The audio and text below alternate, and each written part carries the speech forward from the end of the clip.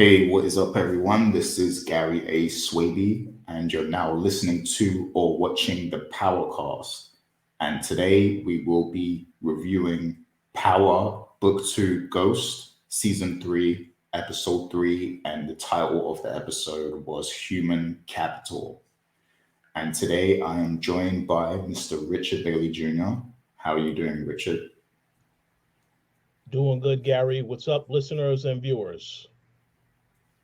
What's up, indeed? Old cap, no frap, CEO. I like that. The new coffee business. Okay. Yep. And we're also joined by Miss Dana Abercrombie, who wants to bring Redman back. What's up, Dana? I'm doing all right. I'm concerned about Redman. I know he was at South by Southwest. He is alive, but come back to the show because I don't know what that was. It wasn't cute. I agree with you. I agree with you. Even though I'm the next casting for Theo Rollins, I agree. Redman, he defined that role already. So he needs that role. I don't know why they changed him. I would like to know the reason. But yeah, this was a very interesting episode 3 of Power. There's quite a few things to discuss. I could say more here, but I'm gonna save my thoughts for a bit later. But yeah, interesting episode. And we are gonna get into our takeaways where we each kind of touch on some things that stood out to us, and give our perspective to it, and then we will get into our questions and discussions later on, where we do more of a deep dive on things. But before that, just a quick reminder to the people, if you do enjoy listening to the content, please do, leave your comments below. We're loving all the comments we got on the last episode. There were some really good ones, and we made sure to reply to them as much as possible and keep the dialogue flowing and everything. So thank you very much. Also, thank you to the well wishes to Dana and everything. I hope Dana, is doing a little better. She did mention that to us earlier, but I hope she continues to get better. But yeah, please do support the show. Hit the like button, and also consider subscribing to the channel to receive more content, and hit the bell icon also to get notified. And then, we also have the Koalition Entertainment channel where you can find more continuous coverage of different forms of entertainment, from wrestling to movies, TV shows, all of that's good stuff. And, Dana oversees that channel. So, you can get all of that exclusive content that she manages to get with, all these interviews and all the press outings she gets to go to and stuff. So definitely subscribe to that channel. And then we also have the Coalition Gaming, which, we're going to be posting a lot of gaming related things in the future. There's some big things coming up in the pipeline in the gaming industry, and there's some conversations that need to be had over there. So look out for that. And yeah, so that is all the house cleaning for this week. Let's get right to the takeaways. And this week is actually my turn to go first. So let me get my notes here together.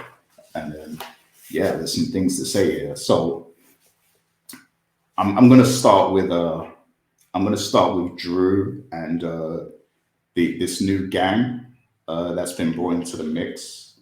I believe they're called the Castillos or something. They Castillos. It was actually Frank, who is somebody who died at Monet's bar. His children basically run this gang. And, Kane wants to kind of work with them so that he could sell more product in the streets and everything. And in order to do that, they had to take out the connects that they're currently working with, who is a Russian. And then, later on, we see that they actually had a meeting with the Castillos to, talk about this whole thing.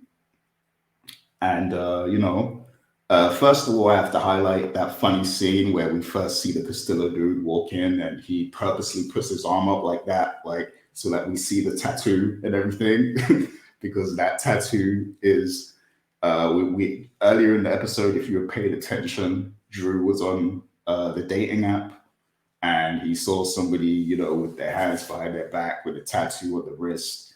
So basically, that's the same guy, that was on that dating app.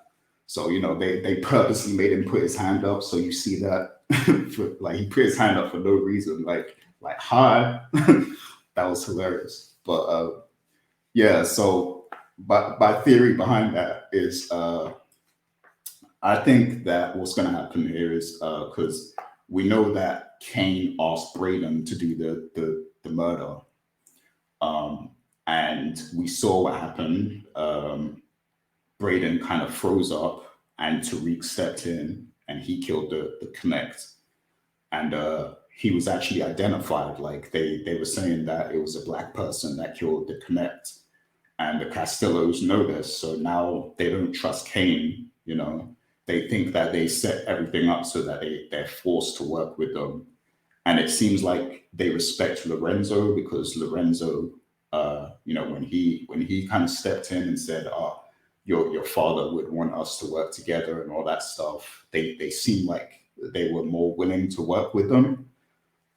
But and then but you still kind of see that little like animosity between them. Like the Castillos are kind of side-eyeing Kane and they don't trust him all the way. So what I think they're going to do here is, because clearly everything is done for a reason, right? So there was a reason Drew saw the dude on the app. So I think they might end up getting close, like Drew and that guy. And I think this might be a way that Lorenzo can kind of exploit things a little so that Drew kind of goes on a little independent streak, because if he gets close to that guy, he might be able to cut Kane out, a little bit, like, or he might take control of things, without, because you see how upset Drew was when Lorenzo said, I'm putting Kane in charge now. Drew was a bit upset and he walked off. So he doesn't like that, he doesn't like Kane being given the lead.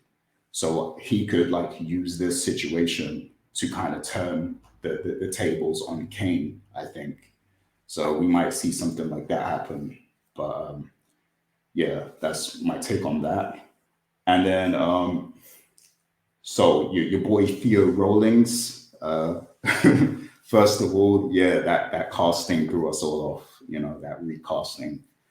Definitely, we need to know why Redman was changed, because we already know the chemistry that Method Man and Redman have. They have a whole album together and everything. So yeah, they got to let us know what happened there.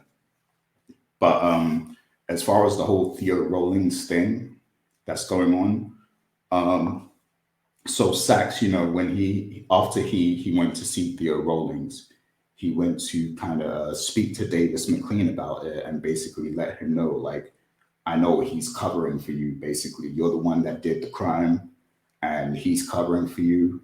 And but he also mentioned that there could be some evidence tampering on the side of the law. So he's saying that basically I can help you get Theo Rollins out. But the thing is, we also know that Saxe is in cahoots with Jenny. So he's in like a very interesting position, because he could betray either one of them in this sense. And if he was to betray Davis McLean, that would be very detrimental to everything, because number one, Saxe has a lot of evidence already. He took that picture of where it was Tariq, Monet, and Davis McLean together. And that photo is very important because we see that Jenny and Blanca and Whitman are trying to tie Tariq and Monet together in the RICO. So that picture is very important. And I don't think he's given that picture to Jenny yet, or we haven't seen it happen. It could have happened off screen, I don't know. But yeah, so he's in a powerful position at the moment where he can either give up Davis McLean completely, or he can threaten to expose him because he knows so much, and then he also knows about the Theo Rollins thing. So he could actually use that to his advantage and try to bribe Davis McLean somehow, to do what he wants. So there's numerous things he can do here. Or, if he actually starts to develop a bond, a trust, a friendship with Davis McLean, maybe he will end up helping him and warning him about the Rico as well. So that's another thing that could happen. And that would obviously help out Monet and Tariq a lot if that happens. But yeah, he's in a very interesting position. I know they said also that Saxe is the CI. Now, here's the thing with that, like Saxe being the CI is so boring. It's so we already know. Like we already know he's working with Jenny Sullivan. Like it's no surprise. So I'm hoping that the writers are playing with us a little bit. Like I'm hoping that they're smart enough to kind of tease us and play with us a little bit, and that there actually is another CI that they're going to reveal later on. Like I really hope that that is the case, because if it's just Saxe, like we already knew this. Like it's like why try to make it seem like there's a secret CI when we already know. It's like I don't know. I hope that the writers are kind of being slick with that, and they have another surprise up their sleeves. But yeah, that's what I wanted to say about that. And then also, there's some other things I want to say, but I know Rich has some things to say as well. So I'm gonna wait for him, and then I'll add my thoughts later. But my last takeaway is about Diana, right? So we see a lot of Diana in this, where it's like, and her theme in this episode kind of ties in with the title of the episode, Human Capital, where she's determining her value within, her family and all that stuff. And it feels like they're always leaning on her and trying to use her. And we see that she gets 2 visitors on campus, now I know we always say people just show up at this campus, like outsiders just, they just show up left and right and just get into any room they want, basically. But Kane came first of all, and he was basically checking on her because the dude Obi, the African dude, he showed pictures of everyone, and he had a picture of Diana. So Kane, I guess, was kind of worried and checking up on his sister, and he didn't like that she had to work, so he gave her some money and stuff. And we see that he doesn't trust the dude Salim as well. He even mentions that he has a fake name and stuff. So I don't know if that's hinting towards something. I don't know. It kind of falls in line with what Rich was saying last week, So I don't know. But yeah, and then later on in the episode, we see that Lorenzo shows up. Now, this is after, Diana has an interesting conversation also with Effie in the hallway, where Effie just, she's set up course correct again, and she's setting up all the drugs and stuff, right? And then Diana catches her in the hallway, and they have an interesting conversation about Tariq and stuff, about how Effie basically told Diana to fall back from Tariq, and then she went ahead and got with him. Like, I guess Diana kind of it didn't sit right with her all the way, but she's kind of getting out of that, because we see that she's with Salim as well later on. So she's probably getting rid of those feelings, but she just had to kind of find that resolution. So she confronts Effie about that and everything, and they have a conversation. And obviously she knows that Effie is in charge of like the course correct and stuff now, and selling stuff on campus, because even Brayden's sister had some, so she kind of knows what's going on. And then we see that Lorenzo. Now, first of all, let me say something about Lorenzo. Like, this dude is really like, like this guy is at rock bottom. Like, how could you be like dropping off bricks for your daughter to sell? Like that's crazy. Like, you're supposed to be protecting your little girl, but you're leaning on her to sell your product. Like, what kind of man are you? Like, you're supposed to be protecting her. You're supposed to be letting her do her homework and, kiss her TA boyfriend and everything. Like, you're supposed to be letting her have this campus experience, this university experience. and not getting her involved in the grittiness and the drugs and the dirt that's going on. So he's slipping. Like I know he's scared of Monet and all that stuff, but he's slipping right now. Like I don't know why he thought that was okay to do.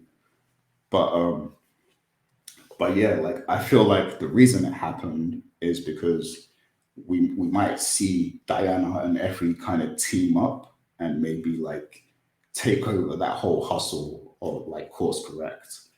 And what this means for the future, I'm not sure, but I am starting to see a bit of an independent streak in Effie. And I do have a question about her later on as well. But yeah, it's starting to look like they might kind of team up and, basically run the operation at Stansfield, just like Tariq and Brayden are running it at Western Holdings. I feel like those two are kind of they're going to head up things at Stansfield. So yeah, that's kind of what it's looking like to me after seeing that. But yeah, those are my takeaways. And yeah, so now I'm curious to see what Dana has to say about the episode. So Dana, when you're ready, hit us with your takeaways. Can I comment on something that you said previously, like just Yeah, now? definitely. Okay. Yes, we know the whole situation about Saxe being a CI. To me, the one who stands out the most in this show is the Salmon guy, the Asalakalikum guy. He is, he's too obvious. And I realized that this episode when he's supposed to be this enlightened man, my brother, my queen, my king, that kind of thing that he gives off, that fakery. But the second that he was talking with Diana, oh, I Googled your father. Oh, look at what he does. Oh, I don't like that. Ooh. And it seemed like he had an automatic disgust about it. And she had to tell him, I'm not my father. And you would think someone who was so enlightened and knows about the plight of the black man and the black household and the drugs thing and how it's set up a certain way so that it keeps blacks behind, and how they make us as a whole sometimes to be drug dealers in the prison system. He's too judgmental. And the thing about Kane is he's hot tempered, but has he been wrong? I don't recall a moment where he has been wrong. And he read that guy from the second he saw him. So to me, he stands out too much. He looked too old. Why is this TA messing with the student? I don't know legalities of ages, but to me, it just feels gross. They could even be the same age, but it just feels gross. It seems fake. And he comes across as like just judgmental and too soft at the same time. And I just don't like it. So for me, he's on my radar. Also, he can die. And this is why I'm team Kane, because Kane seemed like he has no problem getting rid of people he doesn't like. So kill him. So that's the one thing that I wanted to say about that. And I forgot the second comment that I wanted to make about what you brought up. But yeah, boo on him. Now, one of the things that was really interesting, we talked about human capital for this. And it talked about the different various ways of, human capital, whether it's the worker, not valuing the worker, or, not paying them what they're worth in hopes that they'll undercut each other and they'll start fighting. And therefore, it creates a bigger profit with you. We saw this a lot with, for example, Diana. Diana opened up when she was in the classroom by saying, once her parents, her family realized that, she wasn't useful, they just kind of like washed their hands with her, and it's reflected in this season because Lorenzo going to his daughter, oh, can you sell this? Wanting this for her, not even for her, it's something that he needs because he right now seems to be too, I don't want to say lazy because he has moved a lot, but right now he's in his like bitch mode where he's just not, he's a little bitch right now, and that's cool. He's Kane's bitch, and I'm all for it. But to ask your daughter that just seems wrong, and also because Diana is so close with her father, I feel that it's a forced obligation. She doesn't always remember. She always my poppy. I love you, my poppy. She's always team poppy, and you could see in her eyes, in her face, in her demeanor, this is not something that she wants to do. She is perfectly fine with being independent. Granted, I love the fact that she's learning how um, taxes in America just basically robs people of money when she got her first paycheck. So it was really, that was like a very human moment of realizing how broke she is. But I wish that they would just allow her to be a young adult and to make it on her own and just strive and struggle. But, once again, they're not, because she's only there included in the family when she's useful. I did like this moment between Kane and Diana, where it really felt like a tender touch, a touching brother-sister moment, where he was really genuinely concerned about her. Come have dinner, come over to the house. So I really liked that part. That was really good. Also, another thing that stood out was RSJ, who was the black billionaire, the richest black billionaire. He's a Republican, and he voted for Trump. I don't trust him.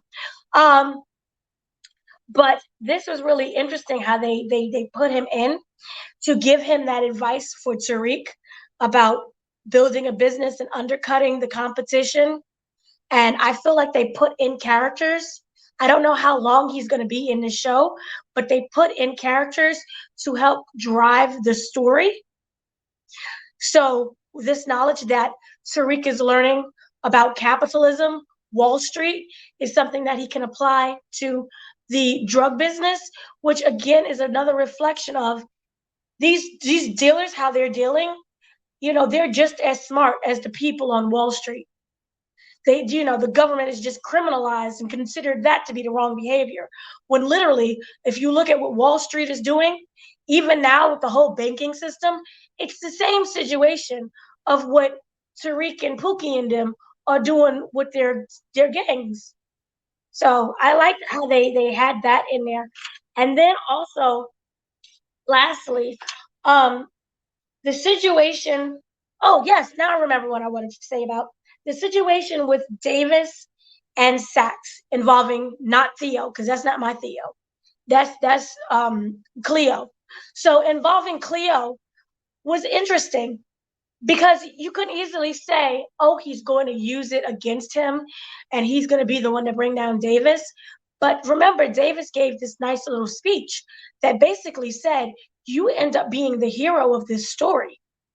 If you take this on and you clear my brother's name, well, not brother's name, because that's Cleo, then he would end up being the hero of his story. And I really feel that is what Saxe wants.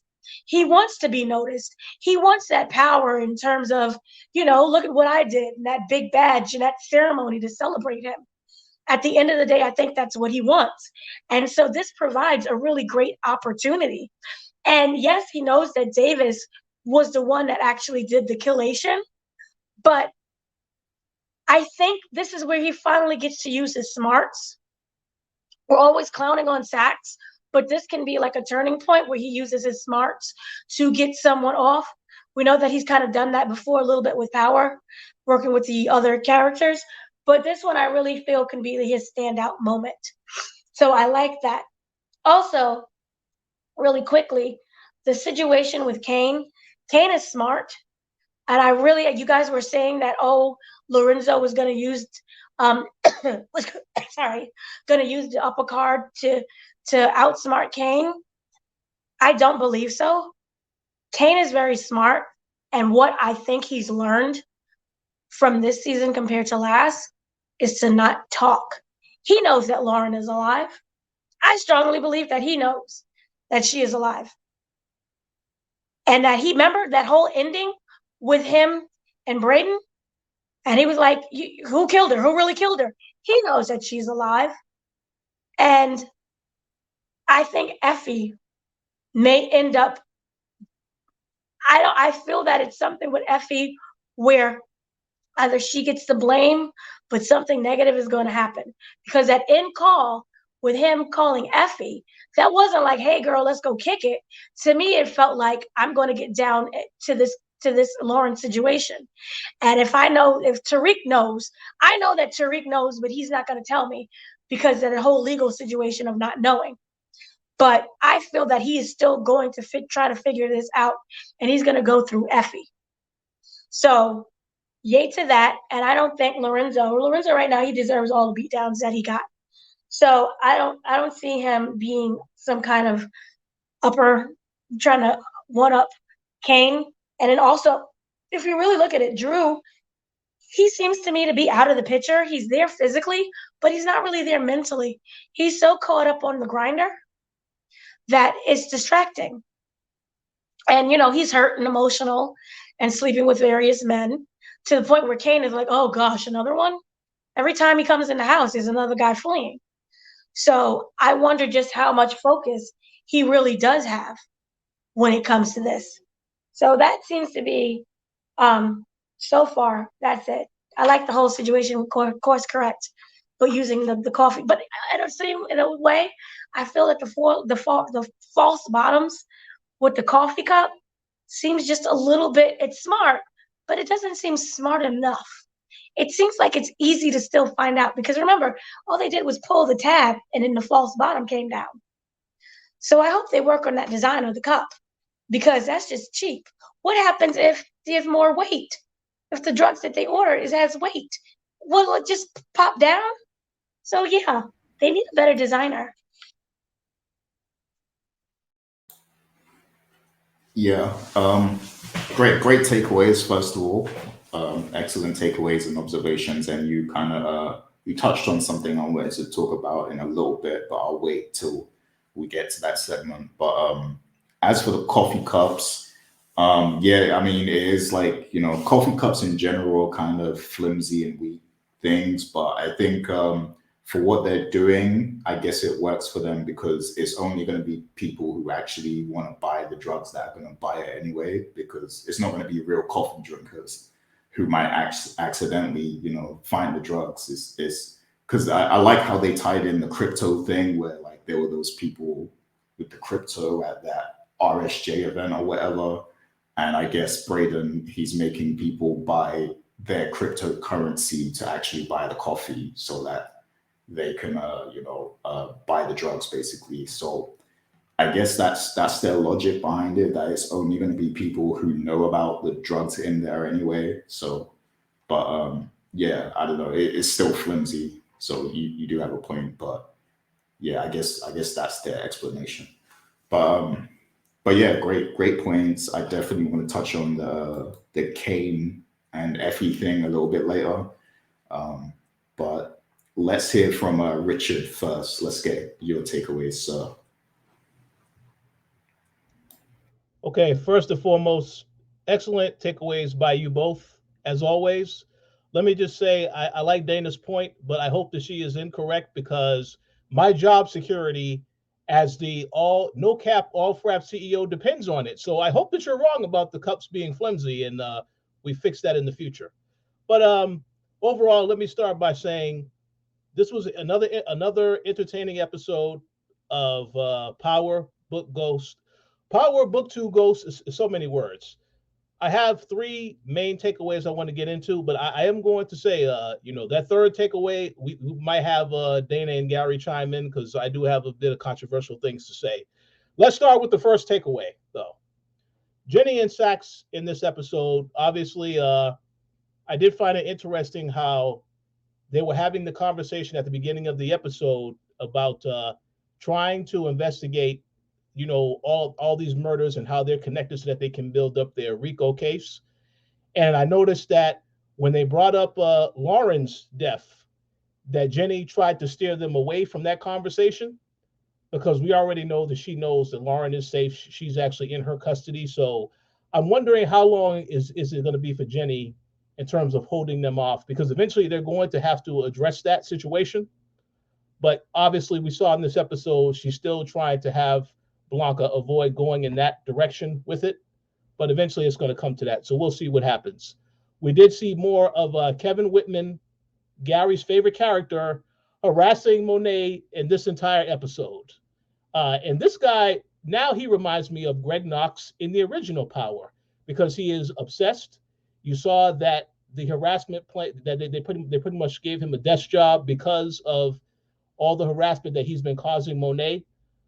But you see that he is still obsessed because he was still at her house at the end of this episode watching again from his car.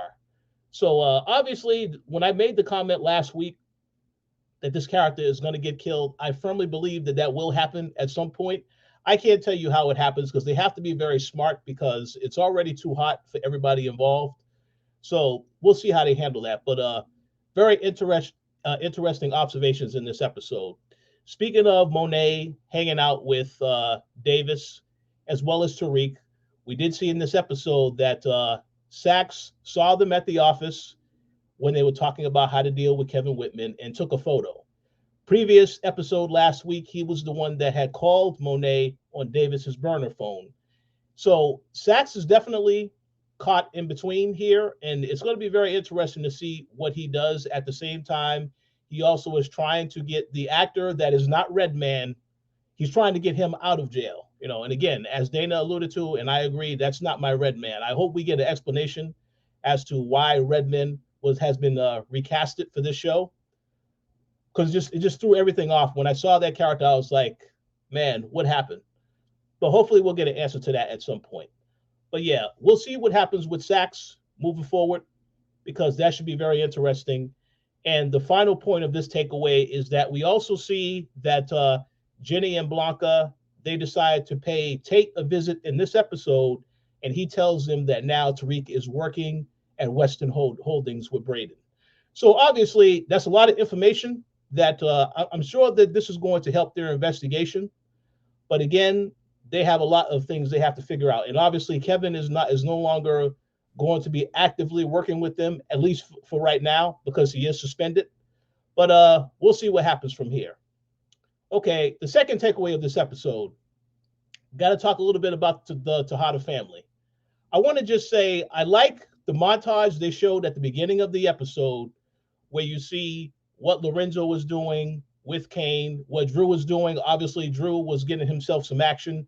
And I want to say the way that they shot this scene where you see Drew, you see his face in the camera shot a certain way. Then you see Lorenzo coming up from the camera shot. I thought that was very well done as far as it being orchestrated. But I got a kick out of seeing Lorenzo get his ass whooped by those other drug dealers, and then Kane just sitting back laughing. I thought that was very entertaining because we already know that Kane wants to get the upper hand on his father, and as of right now, he's doing just that. So to go to what you both alluded to already, Diana obviously didn't feel useful to the family, and then we see at the end of the episode that Lorenzo basically comes to her and asks her to sell the product. Now, what I find interesting about this is this entire situation with him and Kane comes full circle, because Kane is the one that told him, I'm going to give you this extra product. I'm expecting you to sell it. Now he's given that to Diana to sell. So I'm very curious to see what happens, because we do know that Course Correct has been started up once again. So you have this product being sold at the same time. I want to know what's going to happen as far as when all this stuff gets out eventually. And of course, she's going to be using the store as a front to do all this stuff. I want to see how that all comes together. Also, I would give a shout out to you as well, Dana, because you made an excellent point about Salim and the fact that, yes, he stands out, the fact that he was Googling about Lorenzo. But also, I thought it was interesting how, like you said, when Kane pointed out that he can tell that he was fake, Kane asked her if she did any research on who this guy is. So I'm going to make a guess that Detective Kane, at some point, he's going to find out what this guy's real agenda is. I would not be surprised if he is the one that takes him out later this season. Because again, this character, as we know from last week, he's very good at getting down to the bottom of stuff. And once he finds out, he definitely will use it to his advantage. So I think that's going to 100% happen. I just don't know how they're going to bring it together, but I see that happening. As Diana gets closer to Salim, that's going to make things a lot more dangerous for Salim. So we'll see what happens. And also, the other last point I will make about the Tejada family, I understand Drew being upset that Kane is in charge because it was Drew's idea to kill the Russian Connect. He was the one that orchestrated that. When they asked him, well, you got any other plans and any other big ideas that you think we should do? He was the one that said, let's just kill the Connect, and now the Castillos will need to rely on us. So I definitely want to see what happens now. And he obviously knows something is up between Kane and Lorenzo because of how they interacted that entire time. So I definitely am curious to see which direction that goes. I like Gary's theory a lot about Lorenzo finding a way to turn Drew on Kane, but I don't know how they're going to do that because at this point, there's a lot of things, a lot of different things that could happen. But what we do know is that that Russian Connect that was killed by Tariq, not Brayden, that's going to be an issue moving forward. And I would not be surprised if those are the people that are shooting at them when they go to that funeral later this season, because it makes sense, right? It's either them or it's going to be the Castillos because they already don't trust Kane and them anyway because they said, oh, the shooter was white. No, the shooter was black. So I'm very curious to see how that storyline, basically gets sorted out. But very, very interesting, entertaining to say the least. So now, ladies and gentlemen, the moment that we've all been waiting for, let's get to my final takeaway, which is going to be a little controversial. Okay. We have to talk about Tariq, Brayden, and Effie in this episode. Okay. First and foremost, let's talk about the positives. I like how, once again, Power is a show where it's about the wardrobe, the characters looking on point. They had that scene where in the very beginning, Tariq and Brayden have to get suits, because their uncle Lucas is going to this event because he's trying to basically get into good standing with RSJ to manage his investments. So they obviously have to look the part so that they can make a good impression. So I liked how they got some suits, So yeah, I give them props for always making sure the characters are on point, even though Tariq cannot afford to buy a car, by the way, but he definitely got to look good. So, hey, it's all good. But what ends up happening is they do go to that event. Tariq does get advice from RSJ, which again, Dana has already pointed out what that advice was. That was well done. So I just want to say, for those who don't know, the actor that plays RSJ, this is Chris from The Wire. So I mean, obviously, they're telling you this guy is the richest black man in America. I'm pretty sure he has a secret as well. And that's why I want to see what happens as this character progresses on the show, because we already know, if you're a Wire fan, this guy has range, and he's done some pretty corrupt things as Chris, some underhanded, dark, grimy things. So I'm curious to see if we're going to see that as well. But stay tuned, I guess. But I'm glad to see he's on the show because I like the actor a lot. So looking forward to that. So what we do find after they have this little outing, they basically are told they have to go back to the warehouse, and it's discovered that only half of the product was sold. So they basically have threatened them to sell the rest of the product. And then they have the photos of Diana, Brayden's parents, and Tariq's grandmother. And they said that they have to have 1 million the next time they see them. If they don't, Diana's going to be killed. Then it goes from there. Diana, Brayden's parents, and eventually Tariq's mom will all get killed if they don't deliver on what the product is. And of course, he does tell Effie, if you mess this up, all three of your friends, Brayden, Tariq, and Kane, they will get killed. So there's a lot of pressure on them, obviously, to continue to do this correctly. We'll see what happens. We do see that Effie does tell Tariq in this episode she wants to start up Course Correct as a side hustle again. And I'm glad to see this, because last week we speculated that she would go ahead and start it without him. So I'm glad to see that she is being communicating with him about this. But obviously, using it as a side hustle to make more money. I know she says she has a particular number in mind that she wants to reach, which I understand. But I kind of think there's more to that. And I would like to see what that is. So we have to stay tuned for that. Of course, we already talked about the coffee, how they're doing the coffee stuff. But this right here is these two parts of the episode, which I think were a little annoying for me. I was a little triggered, and I will admit. Now, we do see that Brayden is told that he needs to kill the Connect. And of course, he's unable to do that. Tariq kills him instead, right? After that, they escape. They go into a restaurant, And Tariq has this conversation with Effie, talking about they could run things together, just like his mom and his dad used to. Then he proceeds to talk about Ghost and Tasha. Mentions that Tasha was the mastermind behind everything that Ghost was doing. I don't think we saw enough of that in the regular Power. We did see it at times, but I don't think we saw enough of that to say that Tasha was running every single thing that Jamie did as Ghost, because again, the character also acted independently with some of his actions as well. So we need to give him credit. But when he makes that comment to say he's better than Ghost, I'm better, I'm smarter, I'm faster, my philosophy is this: if you have to tell somebody that you are better than somebody, then you aren't better than them. Your actions should speak louder than your words. And I'm not saying that Tariq is not going to eventually be better than Ghost, but we need to see that more as he develops as a character. So I kind of think it's premature to say that in this episode, because I'd rather them just show us instead of us. We know what his state of mind is already. He feels he is better. All right. He's made certain decisions as far as how they do the business stuff, which I think was very smart. But certain areas of Tariq, he's just not there yet. As you both pointed out last week, he got, all the stuff that Brayden did, orchestrating that deal with the internship. He's basically getting outsmarted by his friend as far as that's concerned. So that's why I said I want to see where they're going with that particular stuff. But again, I understand why they're going in that direction. And finally, we do see at the end of this episode, once Kane finds out that Brayden did not pull the trigger and kill that Connect, he sends him that text message to say, "Get down here, white boy." He goes down. And, when I saw this scene, it instantly made me think of the interaction between Tommy and Tariq in Power Season 6, where Tommy was about to throw Tariq off that building, and then he stopped from doing it.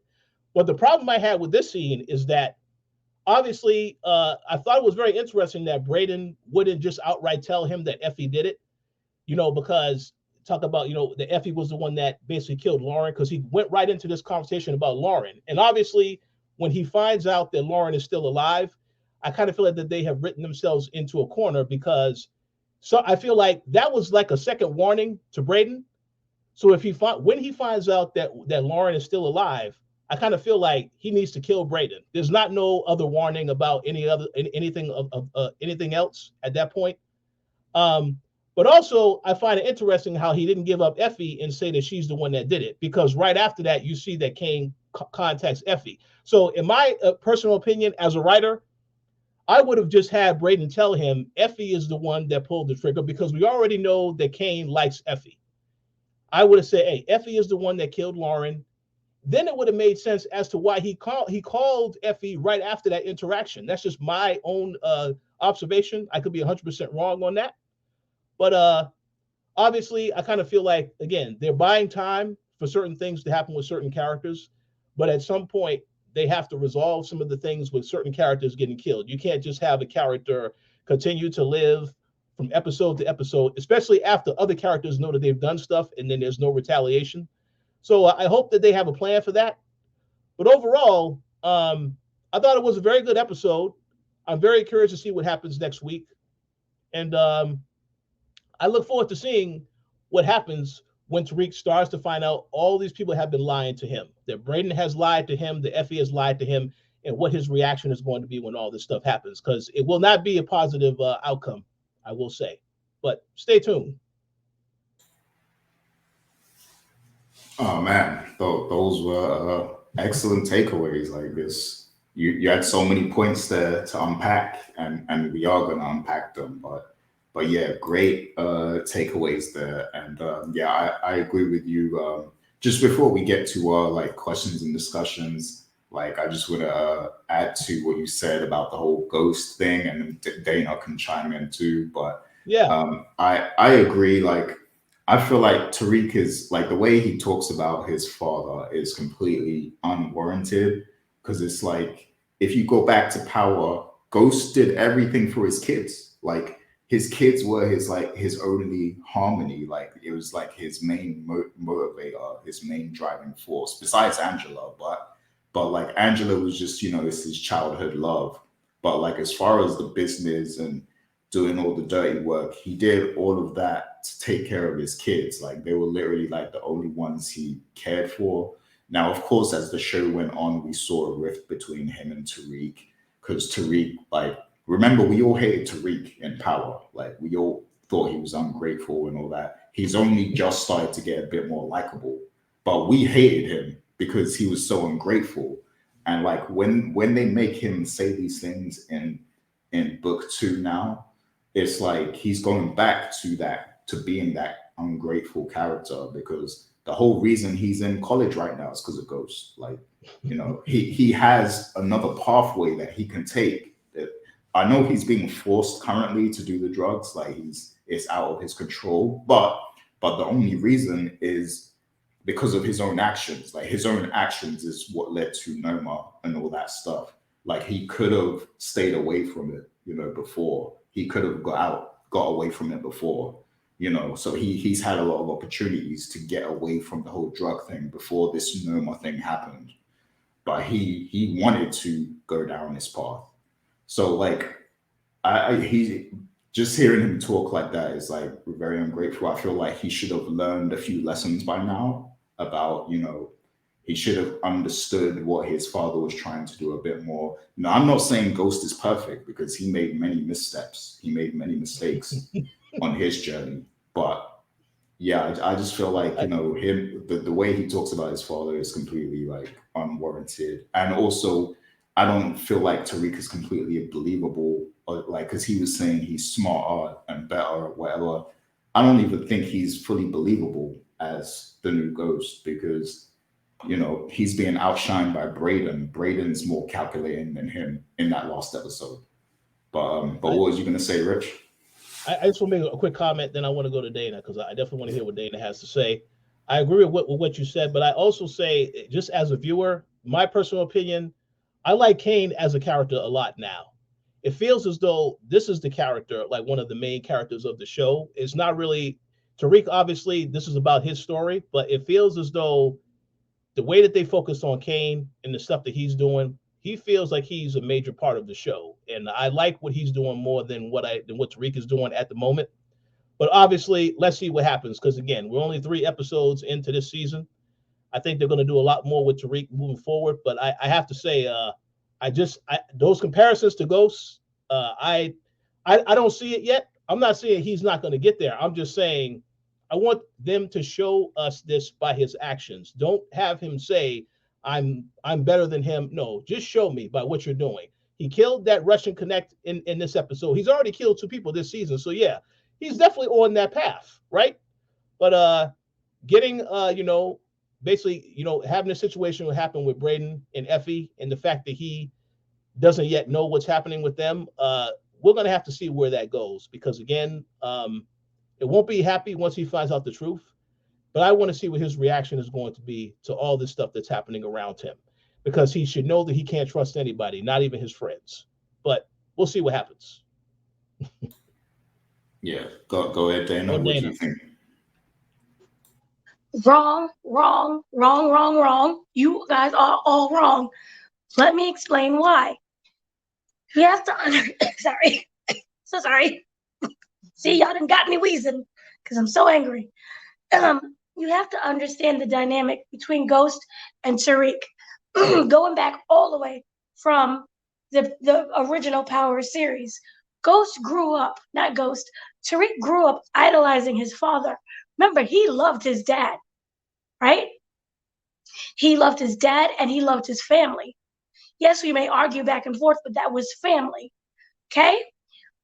As things became more messy and as Ghost started to blend family with work with drugs, that's when things started to get sloppy. You had the whole Angela affair, okay? He's looking at his mother and seeing his mother is being cheated on, and that's the love of my life. And you're coming home and you're seeing the hurt and the pain that Tasha has. Because as much as we all may disagree with Tasha, that has to be painful. And he told her, it wasn't like, I think he's cheating. It's always been, Angela is the love of my life. You're just something that happened. I stayed with you for convenience, but she will always have my heart. She's bringing in that pain. And Tariq is very observant, and he's seeing exactly what's going on with that situation. And so that makes him side a wee bit more with his mother. Okay? Then on top of that, we have the fact that Ghost lied his entire life. He lied for Tariq's entire life, almost. He's not dead, but the majority of those adolescents that's really important for growth and understanding, he lied to him about who he really was. So I'm looking at my father cheated on my mom, brings her pain to her, and then he lies about who he really is in his true nature. Okay? Then you have the whole fact. If you look at Kane, 50 Cent's Kane, he tried to kill him multiple times. That dude is more connected. And yes, there was that weird dynamic where it's like, I love you more than I'm my father, and it was weird. But if you really looked at it, that friend, that Uncle Kane, was really part of Ghost. So look at everything that you've brought to me. I hate you. So his hate is understandable. And what even this goes back to Oedipus. Remember how it was? Marry the father, marry the mother, kill the father. Not literal, but the sense is to replace the father. Right? He is in that mode where he is trying to replace the father. Even if he doesn't believe himself right now, he's going to constantly say, I am better than Ghost. Because look, what I didn't do. I am still better than him. Even if he may suck, I'm not Ghost yet. So that is why I believe that statement. And also, on top of that, you have to believe in yourself before anybody else believes in you. So him constantly saying that, to me, would make sense. Because if you really think, oh, I'm whiny, I'm a piece of this, I'm dog poop, I'll never accomplish anything, my dad was right, you examine that, and that's not gonna bring you where you want in life. That's gonna keep you more down. He has to make this money for Mecca, replace the money that Mecca had, but he's walking around, oh, I'm not good enough.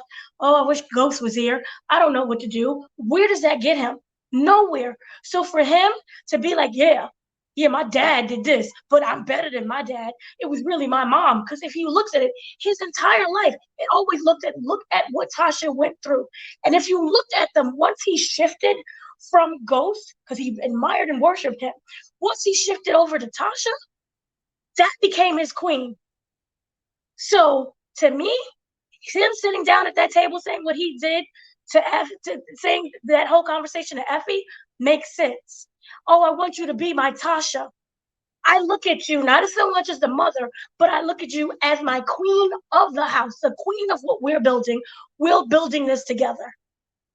I don't have any issues with that.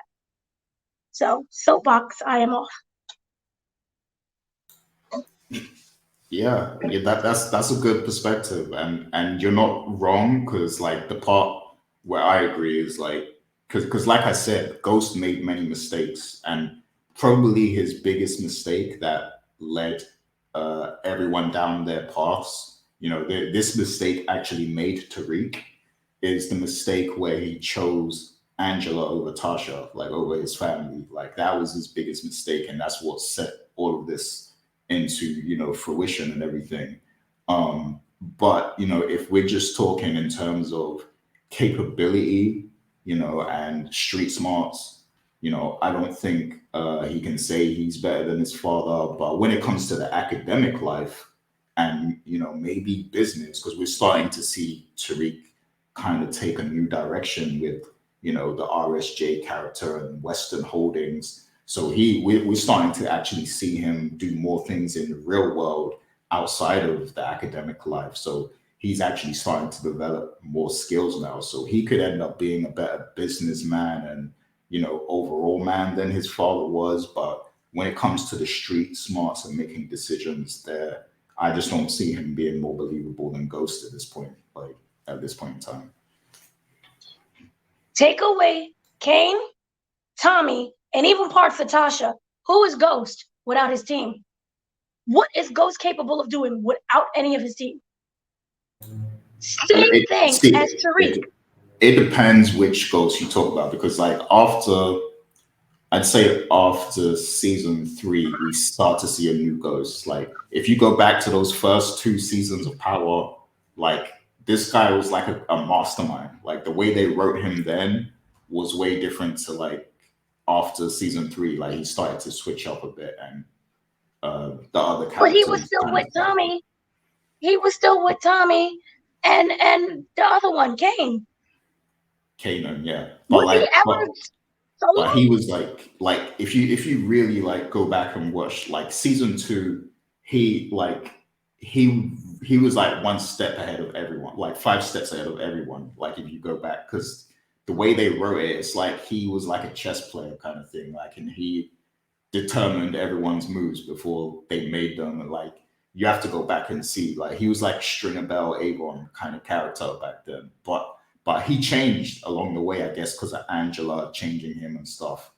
And that's when you like, I agree with your argument. After season 3, he changes, and that's where I agree that Tariq, like the other characters, first of all, like you said, they actually start to be better than Ghost. Like Tommy and Kanan, they start to kind of outsmart him a little bit, and after season 3, I believe that Tariq could end up being a better version of that Ghost completely.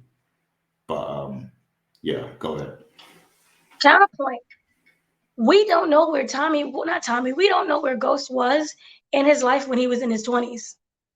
So to compare a 20-something-year-old boy to a 40-something-year-old man, I think 1 is wrong, but 2, if you're going to compare them, we don't know the information of what Ghost was doing. But if you look, and this goes back to the theme song of why I think they should change his theme song, because he's not like his father. He is better because you look at, he's already set up differently. For example, Ghost, I believe, at the age of 20 or whatever, is not going to meet the richest person in America because he wasn't given those opportunities. He was still maybe on the corner, right? So to compare where they're at in their lives is not the same. So in a way, his argument still rings true. I am better than my father, but he's ignoring the fact that without his father, he wouldn't be where he's at today. That's it. I was going to say, yeah, I agree with your perspective on this situation as well, because I didn't get it. I didn't really get a chance to chime in. I feel like we're going to have to wait and see what happens with Tariq as a character, because it feels to me like when this season started and they released that season trailer, the first thing I saw was Tariq is in a suit. Wait a second, he has a gray suit. That reminds me of Ghost, So it's kind of like they're still telling the story of him becoming this newer version, I would say, of Ghost. Obviously, he made those 2 kills so far this season. But yeah, and again, I do agree with what you said. Like, he is smart in terms of some moves that he has made. But yeah, we just have to wait and see. I would only tell them that I'm okay if we don't compare, but it really starts with how they write this. And if there's having him make a lot of these comments about he's better than Ghost, we understand he has to say that for the sake of he has to be confident in himself. But I think they can still have him do that by his actions. You don't necessarily have to say that. You can show it by how he's orchestrating himself. So if he like I do expect that he is going to find out at some point that Brayden lied to him, Effie lied to him, and that's why I want to see what his reaction is when these situations happen. But overall, I mean, I'm looking forward to seeing what happens for sure. I'm not saying that. I just want to see how they're going to tell this story and how they're going to progress and show the character as he continues to grow. Yeah, and that's a great point, Richard. I think that's mainly my problem. Like, don't show, don't tell. Like, show us that he's better. Don't have him like say all these things like, oh, I'm better than my father. Like, show us, like, let us see that development happen organically. Like, instead of bringing attention to it, because you're just going to get people riled up. But yeah, great discussion. Let's carry on now, because time and everything. But yeah, let's get right to questions and takeaways.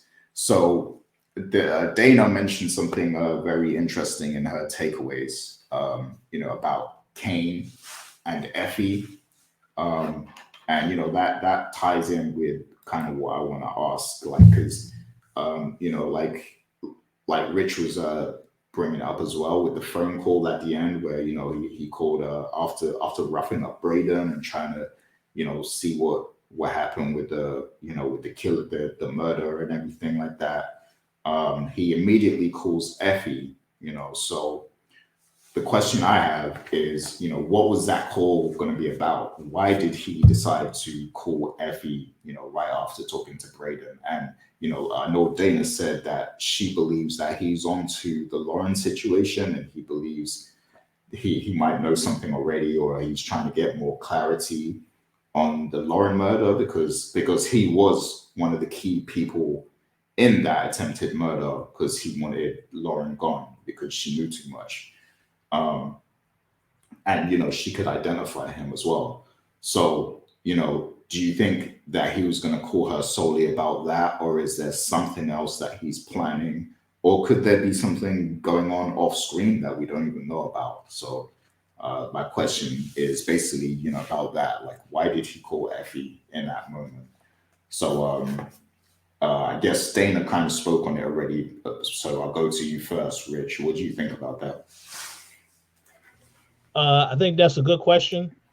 My guess is that it again, as a viewer, I'm thinking that he, as Dana said, he knows that Effie was involved in helping to take out Lauren, and he basically is going to question her and ask her who really killed Lauren. I don't think he knows yet that Lauren is alive. I don't think anybody know. Well, obviously, no one knows that yet, except for Jenny. So when that news comes out, it'll be very interesting to see how people react to that news. But I think he's calling her primarily to ask her what does she know about did she help Brayden take out Lauren? I don't know if it's any other side deal. I did see that there was a couple of comments in the last show, and I think even y'all mentioned it, that possibly Effie could end up working with Kane independently in the future. That can still happen 100% because it's a very easy way to have the characters continue to live on. Because obviously, we all know that once Tariq finds out that Effie and Brayden were going to kill Lauren, but that Kane was involved in this as well, then the next logical step would be for Tariq to go against Kane. But I kind of feel like they're going to prolong that at least until next season. I think we'll have to wait and see. But overall, I my only guess is that he's calling her because he wants to get to the bottom of what actually happened to Lauren, and he thinks that she helped Brayden. That's the only thing I could think of at the moment. But we'll have to wait and see, I guess. Yeah, yeah, that would make sense. I think it was more of a, yeah, he wants more clarity about what Braden's doing, because I guess now he doesn't trust Braden as much, because that's kind of like, this isn't the first time he's kind of fumbled and messed up, like whatever he told him to do and stuff, and he just doesn't trust him. And I found it weird that during that conversation, because he instantly assumes that it was Tariq that killed the Russian, and then Braden's like, no, it wasn't Tariq. He wasn't even there. And then Brayden starts to kind of, he transitions into the, well, he does ask him, okay, who helped you then? And then Brayden doesn't answer, and then he transitions into the Lauren conversation. But it's like, why didn't you have the gun to his head already? You can easily pressure him into actually just telling you the truth, like put more pressure on him. But maybe Kane is already assuming it was Tariq, and I guess he's calling Effie to further confirm that, like, because he probably feels like she'll give him more of a accurate response that will let him know, yeah, it was Tariq. But Dana, what's your thoughts though about the whole phone call to Effie? Sorry about that. My camera was like not working. Okay, so for me, it's this. Y'all are thinking that Kane is stupid. He's not stupid. He's very smart. He's observant. He observes everything. How else would he be able to find out that it was his dumb daddy that went and killed Zeke. He observes everything. His behavior. Remember, the dude was so acting extra, even Monet didn't put it together. So here's the thing, what I'm thinking. Brayden is smart in a sense of saying, if you know, then that means they can come and get you too. So it's best if I not say anything. But Kane is the kind of person I feel who's not going to let this go. And he is smart. He knows that by killing or doing anything with Brayden, that's not going to be good for two reasons. One, that makes him dirty in this whole situation and makes him have a connect to Lauren's death. But also, you forget, Brayden is a Weston. So I believe if you was actually to kill any of those dumb sons, the father who has a lot of power, who knows the richest people in America, will rain hellfire on you. So we're going to go with that. Also, on top of that, with the phone call, I think he knows deep in his heart Lauren is alive because he is watching how Brayden is unable to kill people. And remember, the streets need a body. He has not given him a body. And that you can view it as bullying, initiative. You know how people get initiated into certain gangs and stuff.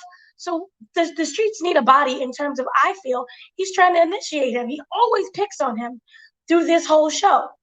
And I feel that one, not only is it just like an initiation, I'm going to just do it to get on your nerves, but also it's to prove that either one, he's not capable of certain things, which means that other people may have to step up, or I feel that this whole thing is to show that Brayden is willing to compromise the group. While he doesn't know the connection of Effie actually doing it, he did say, did you make this a third party issue? In terms of, are you bringing in other people? So that adds another extra layer of, I don't trust you. So I think that what Kane is doing is very smart in that sense. And I think with Effie, this has to go back with the trailer. Remember in the trailer, Effie pulled out something. She said, I have something to show you. Maybe it wasn't the fact that she was going to tell Tariq. Maybe it's she's going to tell Kane. Because it looked like it was probably maybe a cell phone or something that belonged to Lauren. So that's what I think it is. Now, this could easily be squashed and simply said that, I did it because Brayden, he wasn't man enough to do it, and to squash the issue of there being an outsider. But I feel that maybe the longer they keep Kane out of the loop, the more he'll start coming up with different scenarios. that could be detrimental to the whole group. Sorry. Oh, sorry. I meant to hit mic and I hit camera, and you still heard the coughing. I'm so sorry. So that's what I feel. I feel that is going to be the issue. And if you really want a group where you can trust everyone, as much as you have to admit your flaws, I think that it's best if everyone comes to the table and kind of be honest. Because if you look at it, even though Lauren's not dead, she's technically dead. He's going to be mad at her and everyone else later. But for me, I wonder, is it better just to tell him now so that they can work with a plan later, as opposed to it being a surprise when, I don't know, Lauren is seen walking down the street or pops up on the news. Yeah. So I don't know. I wonder. I just want to make two really quick points. I agree on everything that you said. It makes sense to me. I just want to say these two quick things. I think that Kane making that call, it is a very good timing, because we know that Effie was disappointed that Brayden couldn't kill the Russia Connect. So I kind of feel like now she might be willing to talk to Kane and tell him, yeah, he couldn't do that. So he couldn't handle trying to kill Lauren, so I had to do it. So it makes sense for that to happen now, because you can see that she was annoyed that he couldn't get the job done with the Russia Connect. That's number one. And number two, what I also will say is very interesting is that, like you said, Dana, the streets need a body. And Kane reminded Brayden and said, I will be collecting that body that you owe me. So that makes me wonder who is this person he's talking about that Brayden is going to have to kill. But Brayden is going to have to kill somebody at some point because I think that's set in stone now. So stay tuned for that. But go ahead. That's all I wanted to say. And one of the things that kind of aggravated me was when they came to the table when they went to the Italian restaurant. I think it was the Italian restaurant. But anyway, it was during somebody's conversation where no. It was during the conversation with Effie and Brayden when Effie figured out that it was Brayden who made Tariq lose his internship.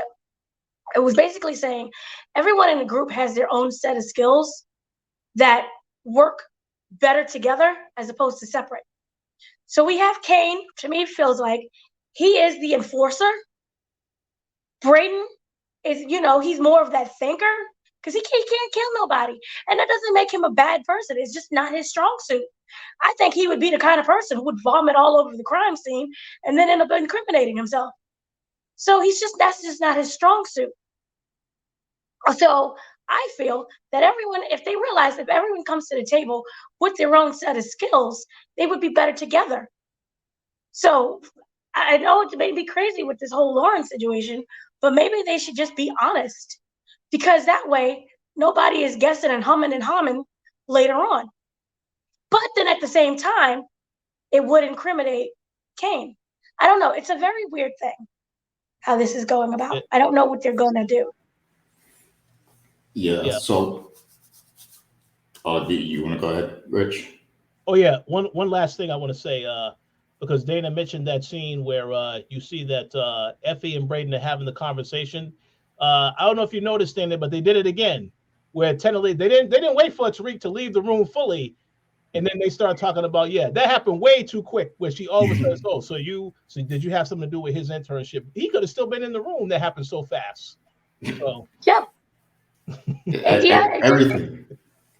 Everything in the show happened so fast. Like even Kane calling Effie, like, was Brayden even gone yet? Like it felt like he was still there. Like, so it happened so fast. But great conversation. In terms of like Kane, I definitely don't underestimate him because I feel like I agree that he's the main character. Like he's like the main kind of street guy on the show. So like I don't underestimate him. I do think that he has like some intuition that something is going on, especially after Brayden freezing up. Like I think he feels like something's not quite right now with the Lauren thing. So this kind of segues into what I want to ask now, and because Dana, you was talking about like how everyone should come clean about the Lauren thing, and everyone can kind of use their own skills to kind of work towards the situation or whatever.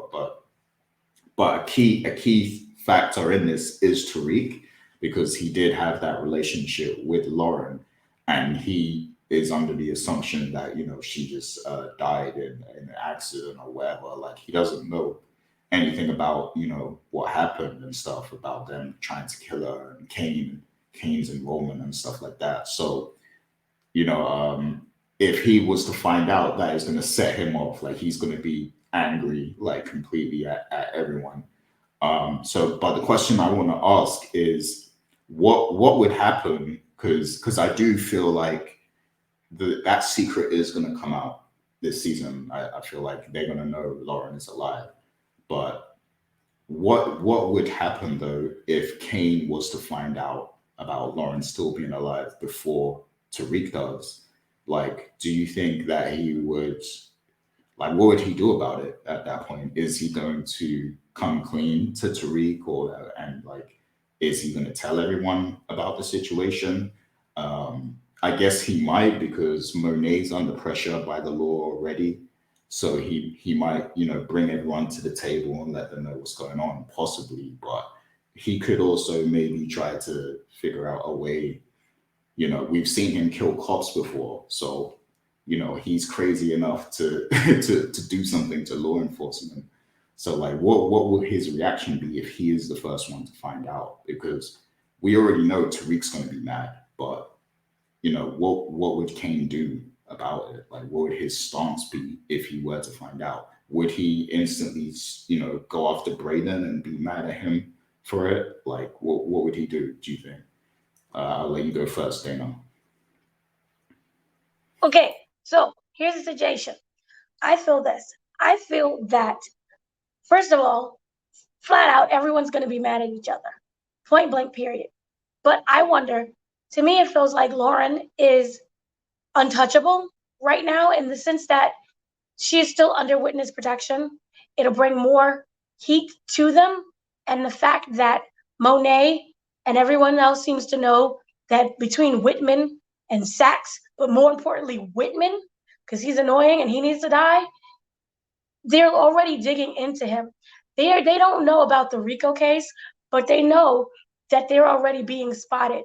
And they're already, you know what I mean? Like the information, they're aware they're being watched. So this is not going to be a good look if they just jump up and re-kill Lauren again. So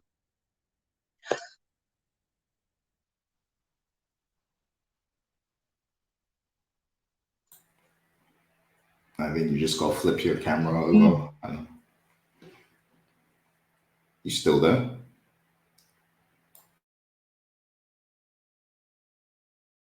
Oh, technical difficulties, I think. This shit. Yeah, I think. Can you hear us, Dana? Might have to come back. Yeah, she might have to leave and come back. Yeah, we'll try and get Dana back, but in the meantime, Rich, what do you think? Like, what would Kane's move be if he found out that Lauren was alive first? Like, would he tell Tariq? Would he go after Brayden? What would his reaction be? Do you think? Well, I think it's a lot of things that are going to happen at once. Obviously, I think when Tariq finds out, because I feel like Brady, Brayden and Effie are going to tell him. I don't think they're going to tell him that Kane is the one that said they need to do this, because that is when it goes to another level. Because obviously Tariq is not going to want her to die, but whereas Kane is going to want her to die because she had the wire. So I kind of feel like I don't really know how they're going to get out of this situation. I agree with all the points that Dana said, that it's not going to really be easy for them to try to take out anybody right now because they know they're being watched.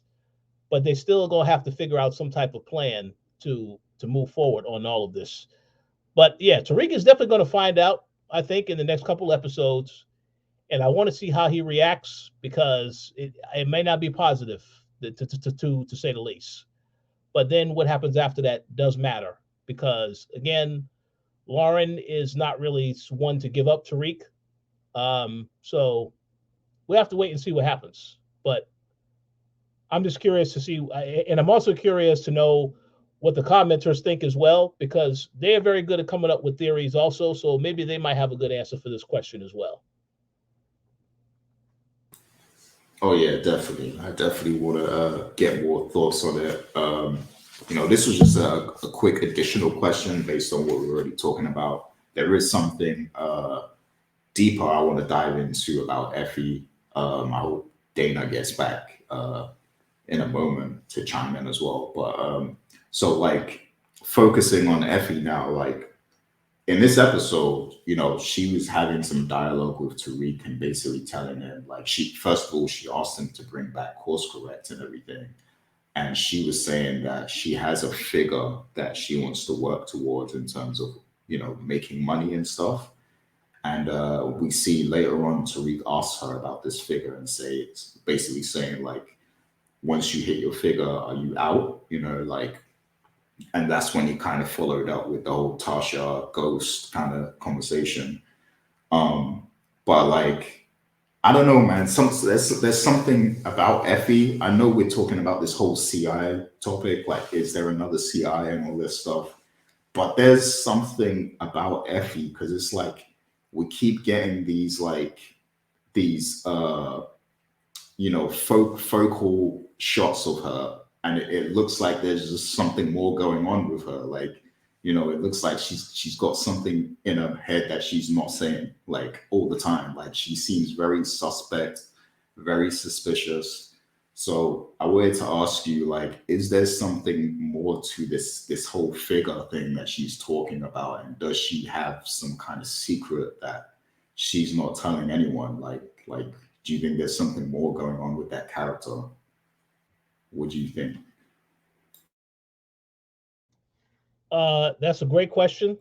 Dana definitely was going to have to chime in on that one, but I have to say, Yeah.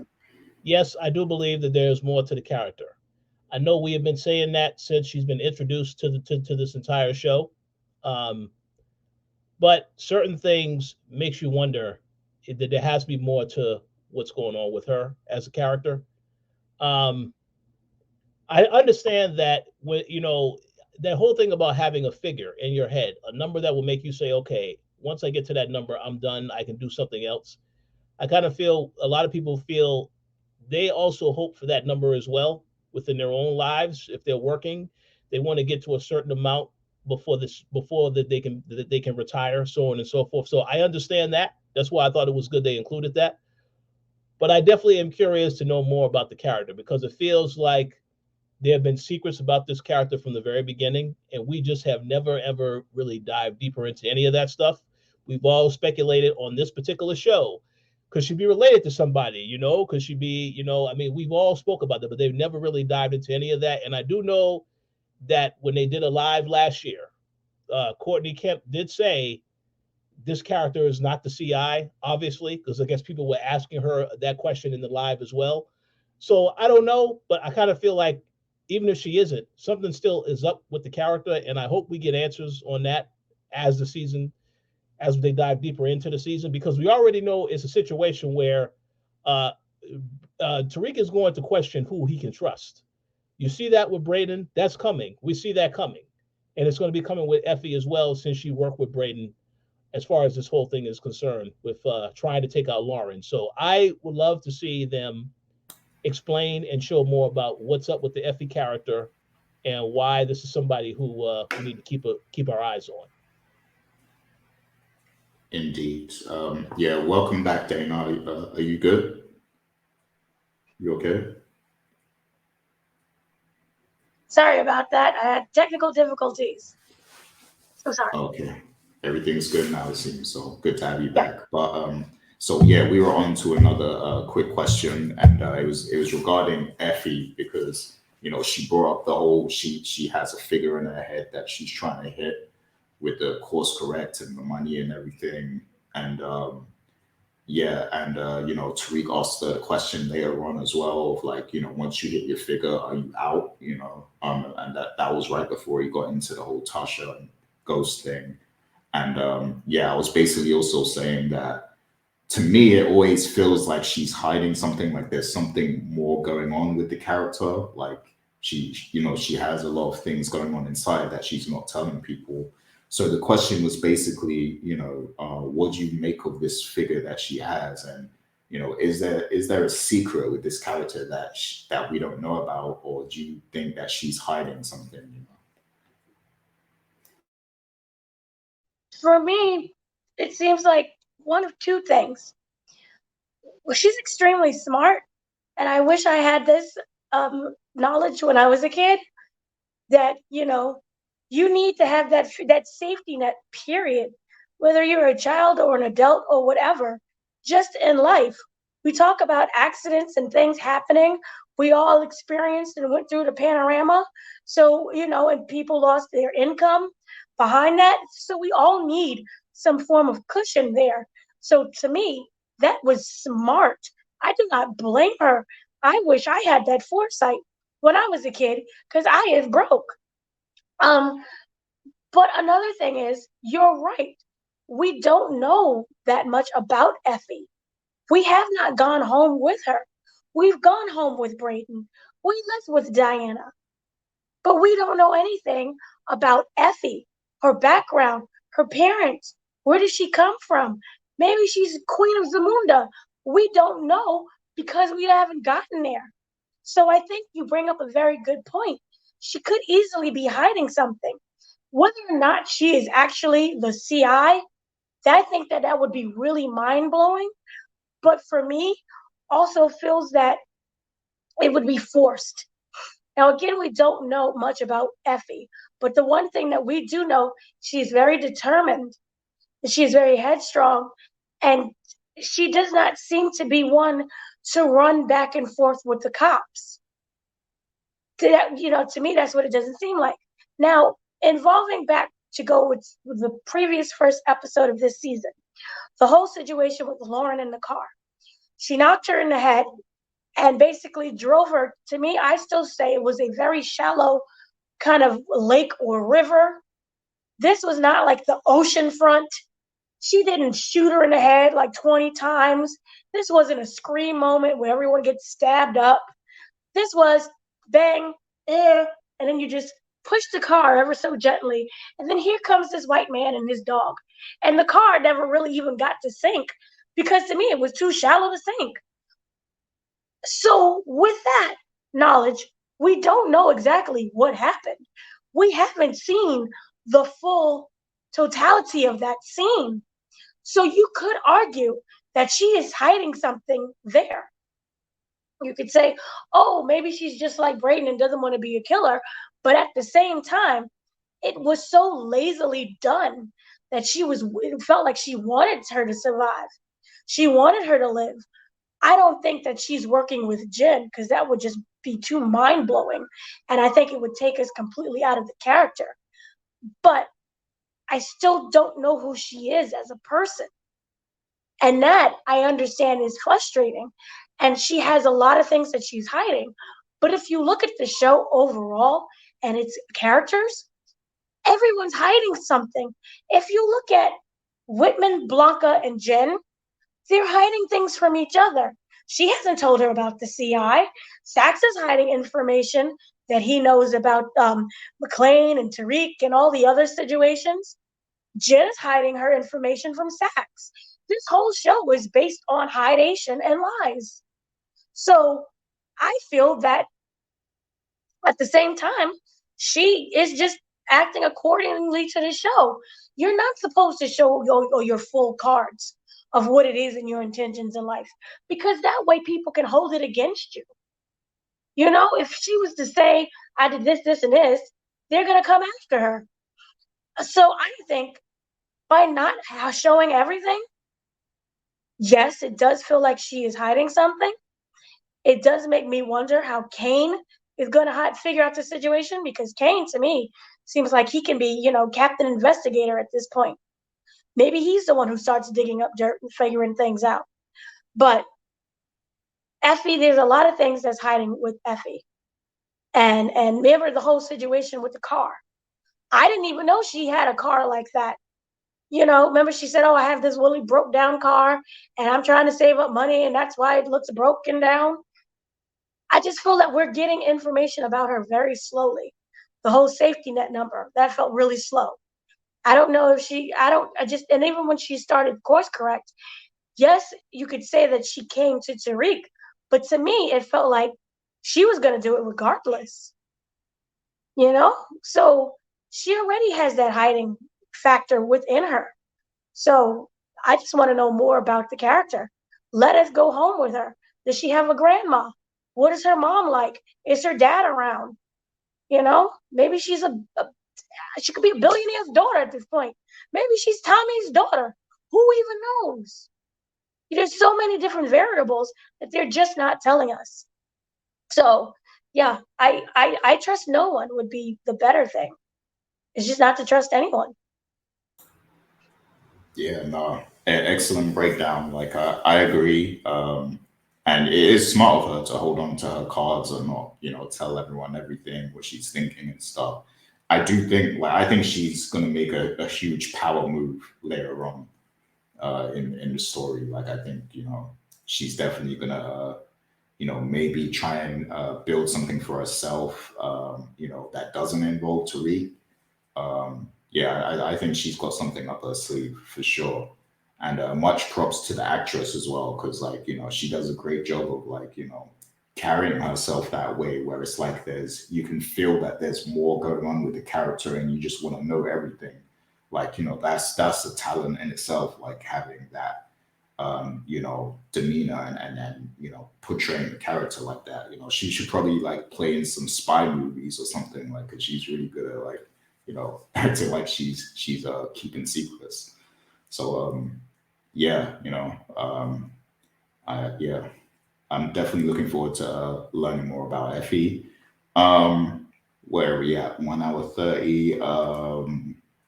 So I mean, I had a. I'm gonna get to you two. I'm gonna let you two, like, bring up something else that you want to bring up.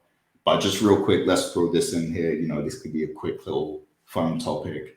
So, we know that your boy Tate, Councilman Tate, Rashad Tate, his campaign dude, like his, I don't know who that guy is, the manager or senator or whatever that other guy is. He was basically saying, you need to be a family man. You need a wife. You're trying to run for council or governor or whatever, but you don't have any family. You don't have a wife. So has he found his wife now in Harper? We know that they have a history, because they were talking about, they were together in the past. And Tate actually said, the reason he hasn't settled down is because he was so hurt after they broke up, and he just focused on his work.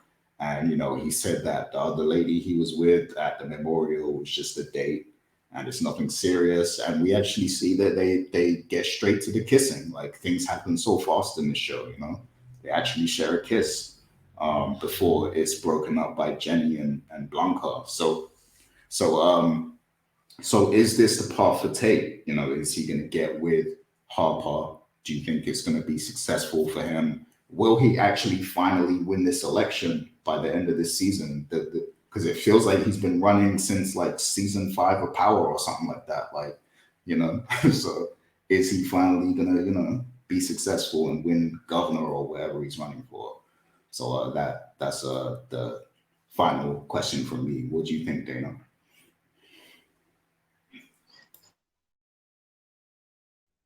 For me, is this: Tate is grimy and dirty and just raggedy, that I don't believe anything that he says. Even if he was like, I love you, girl, you broke my heart, he a whole lie. That's my feeling. I have not seen him have actual feelings through this show so far. So even in the previous Power. So it would be great to explore that, but I don't think he is capable of having feelings, period. I think he needs someone who is just like him. And that's where I wonder if she's the fact that she was the one who to break it off and to walk away. Maybe she is his match in terms of, once I'm done with you, I don't need you anymore. This relationship has run its course. So that, I feel, is what we need. Also, we know this is all based in fakery. This is just an image that's out there to be for the public. And I feel that she is smart enough to understand that and to know that this can be a situationship. Well, so I have no problems with that at all. Whether or not she is his actual match, we don't know. Because to me, we haven't met any woman who would be a match for Tate. Not that he's some great prize, but we need someone with the mental stability to be like, this is just a situationship. I don't want somebody, I'm falling head over heels in love with you. No, Tate is grimy. I don't like Tate. So maybe she may be that person in terms of, she's highly educated. So you got that good as a background. She's strong and resilient, and she don't need no man because she walked away from him. They already have a history together. So that'll be a lovely, like, love story. Oh, we loved each other, but it was too much and we walked away. And then we found each other again and it was fate. And that's something you can run to the newspapers with. That's all BS anyway. And they'll eat it up like it's the Black Notebook. So I love that. I think that for right now, until we meet someone else, she seems to be the perfect candidate.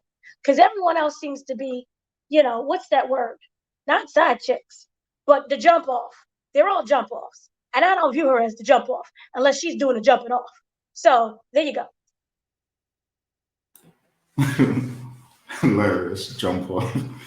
Um, so you think that he's just trying to appeal to her simply for the campaign, So and here's he the doesn't. thing. Yeah.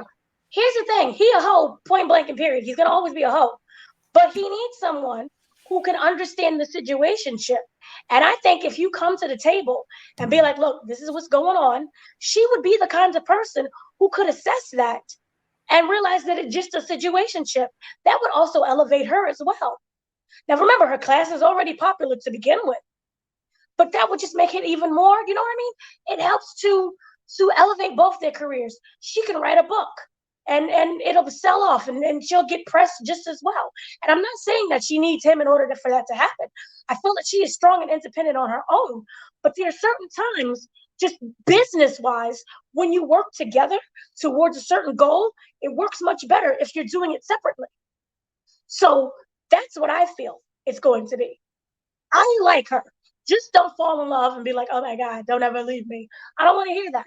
Situationship, we both adults. We know what's going on. Our careers are going to succeed. We're both going to get power in this situation.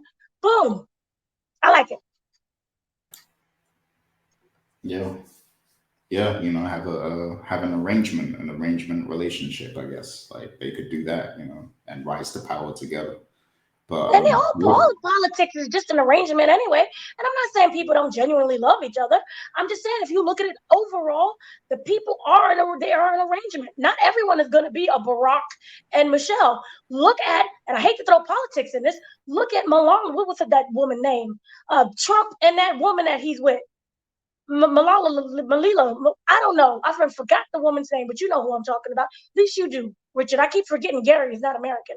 But Richard, you know Trump's wife. well, Who I'm talking about. she's from my part of the cons. I thought she was from like Soviet Union or something. Oh, Yeah, well then that's y'all both know. But you know what I'm talking about. There's certain things that you marry into for image and business. There's genuine love, but there's business and situations that you both need in order for you to both to succeed. She needed a green card and he needed something to make him, I don't know. I'm getting off on a weird tangent right now, but you understand what I'm saying, right? This is a business relationship. It's a ship, business. I like it for both of them. That whole kissing situation was just weird. I didn't like that because you're getting romance in it. So just don't give him a heart. Don't give him no heart. It's just a ding dong. That's all. Yeah, I can see that. Rich, how do you feel about it? Do you agree? Well, I agree with everything that Dana said. This is the world of power, so everything moves fast. So yeah, that probably will happen. Now, I will say they make a great couple.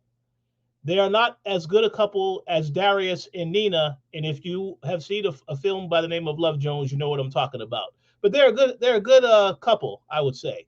But I want people to remember something very important, okay? And that is that we have to remember this whole thing about Tariq's internship and the fact that Tate did not want Tariq to know that him and Brayden had that deal.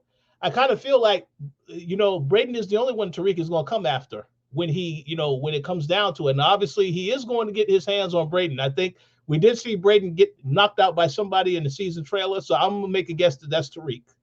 So he will get some retaliation. But as you saw in this episode, Tariq is also still mad about the internship because they brought it up in the classroom with his classmate that got that internship instead of him. So I would not be surprised if he tries to in some way get Tate back for this also. I don't know what he would do because, again, this is between him and Brayden, but I would keep that in mind as a possibility because he wasn't too happy about that. He's still talking about it, so obviously he still is not happy about what happened. He needs to get over it because if you look at this whole situation, it worked out best for him anyway, and it worked out for that girl. First of all, Tariq is too hot. They're building a RICO case against him. Even they went and approached Tate about this. So you wanting to be the politician and not tied to drugs and laundering, that people know of. And Tariq already made the courts. He made the papers. He hot, as you people would say. He hot on the streets. So I personally would not hire somebody who is hot. and doing wrong with drug connections and RICOs and investigations, and your daddy was also a criminal, and your mama's in witness protection. That's just raggedy overall. Whether or not that's your friend, and you right there with him drug dealing or whatever it is, overall the perception is just bad. So I agree that Tariq shouldn't have been on the campaign, and at the end of the day, it worked out for everyone. The girl came in. She's still black, so that helps with the campaign. A black woman. Oh, look at what I hire. And then you also have Tariq is in the middle of Wall Street about to be the next crypto king. So what's the problem? It works out for everyone. Yes, he's going to be upset because that is his friend that cut him off and did that to him and betrayed him. He'll get over it. Why? Yeah, I agree. I feel like Tariq doesn't need him at this point. And like there's a lot of like history with Rashad Tate and the St. Patrick's. You know, he was dealing with ghosts. Like, so this whole negative aspect has been a stain on his career for a very long time. So if he is going to have a successful campaign, he should probably try and get away from Tariq anyway, because he knows what Tariq's all about. Like, he knows he's doing something. So I feel like, you know, Tariq is kind of making a name for himself now in this professional world. Like, well, he's going to start to, I think, you know, especially as he moves more towards this RSJ character as well. I feel like, you know, eventually Tariq is going to be able to like kind of stand on his own. I think he's starting his own kind of self-development in the professional world, where he's really going to become the new Ghost, because, you know, what made Ghost is that duality that he had with the professional world and the drugs, you know. So I feel like Tariq is kind of on that path of developing that now. And then, you know, once Tariq is in a more solid position later on, maybe the two characters will have more use for each other once again. But I feel like at this moment, you know, these two characters could be on their own separate path. And sometimes it feels like Tate is really more of a plot point anyway. Like, he's there to kind of move certain plots along. So, you know, I think at the moment you know, their paths are kind of, they can be a little bit, you know, separate. The two characters don't have to be together right now. So yeah, that's my take on it. But any more thoughts on that, Rich, before we move on? Oh no, I agree. I agree with both points that you and Dana made. So I'm good. Cool. Yeah. So like, I wanted to also get, you know, some final thoughts from you two about this episode, and anything else you wanted to bring up, anything we haven't touched on yet that you wanted to, you know, mention. So let's go to you first, Richard. You have anything else you wanted to bring up about the episode? No, I mean, I think we covered everything. Again, I thought it was a good episode.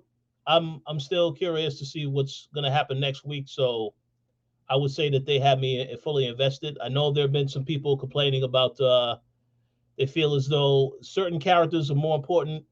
I know we had a comment from Inga71 talking about Kane, Davis, and Monet are the only characters that she really cares about, and I understand that, because that the storyline is really focused on what's happening with that family again this season.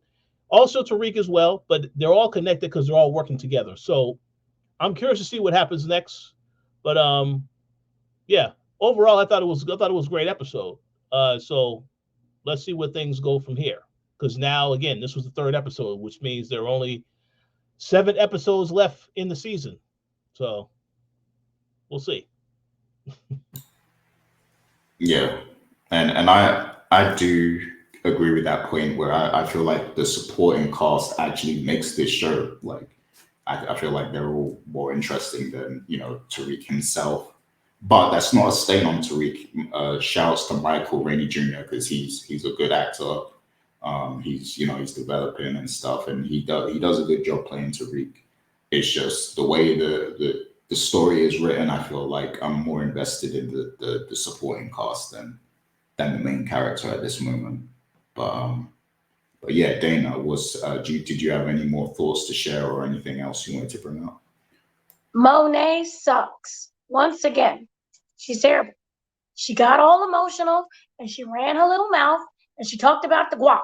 Oh, it was the guap who killed my son. Now that's gonna make it look even more terrible. Remember, they thought that it was Mecca. It was a mistaken identity because of Mecca. You literally was on the right path, but now you didn't open your mouth and you talked about the guacamoles. That is not nice. I think that she is going to probably end up getting her family in trouble even more. All because she got a stink attitude. She can't listen and she's too emotional. I don't like her. So, yep. Richard? I'm glad you brought that up because that is going to happen. Because Davis gave her instructions, do what I say, and she decided not to. So she probably is going to be. And the funny thing about that revelation is she is the one that killed this guy. So she basically put herself in trouble. So hey, in the see what bar. happens. Yep. Was that not the bar? The Yep. same bar where Redman was sitting around there saying, I know you killed everybody. You terrible.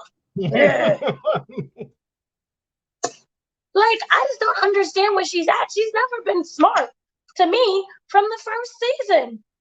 Again, there's no character growth within her, and it further frustrates me. So, yeah, dumb. So then on top of that, we have the whole thing. This is what I wonder.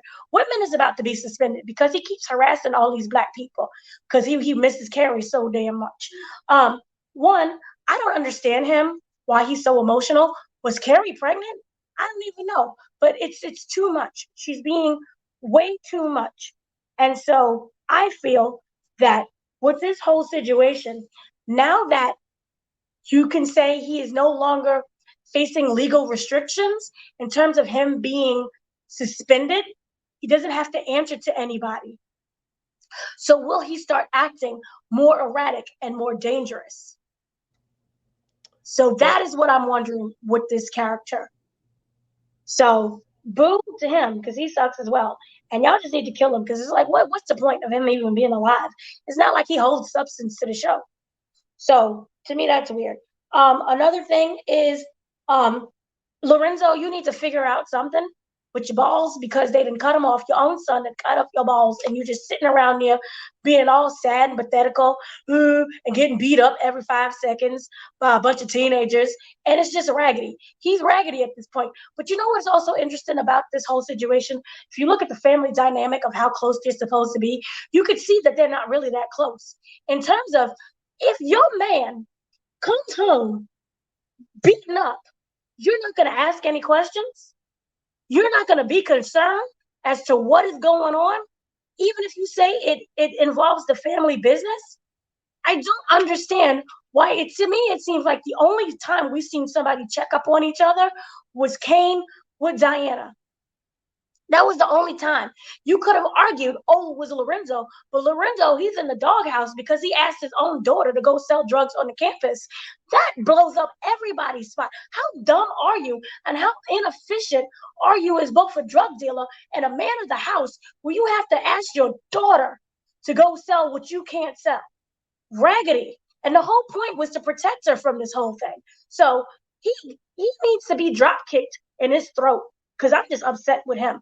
And another thing, because I know I talk too much, was the fact that I think that was it. So I think that whole thing was probably it. But I'm interested in what's going on with Kane because Kane, he knows more than what he's saying he knows. And Brayden, y'all just need to leave him alone because he's contributing to the group. Just because he can't kill nobody does not make him inefficient. That's just not in his skill set. He's smart. So leave him alone. And that's it.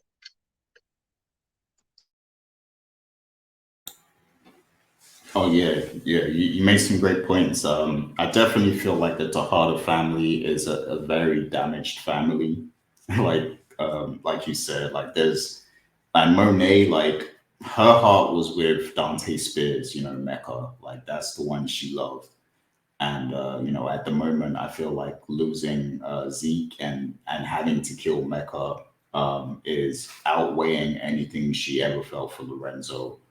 And Lorenzo, he knows what he did as well. So it's like he doesn't even want to like address any of their feelings and emotions, because he's scared that he's going to get figured out. So yeah, there's a lot going on there in the Tejada family. They need a therapist. They need a group therapy session. Like that would be entertaining to watch. Like that would be like another dinner scene. It would be the equivalent of that. I would love to see that. But yeah, that family's a mess for real. But yeah, great points. I want the people to chime in on all of that. Let us know your thoughts. I can't wait to see the comments. But that is going to be it for this week. This week's episode of Powercast. We covered a lot of stuff, like a lot of topics. Definitely let us know what you think, and we will be back next week to recap episode 4 of season 3 of Power Book 2 Ghost. So until then, take care of yourselves, everyone. Stay healthy. Have a good week. Definitely get well, Dana. And Rainy J, I believe she wasn't feeling well as well. So shouts to her. Yeah, and we will see you next week. Peace out.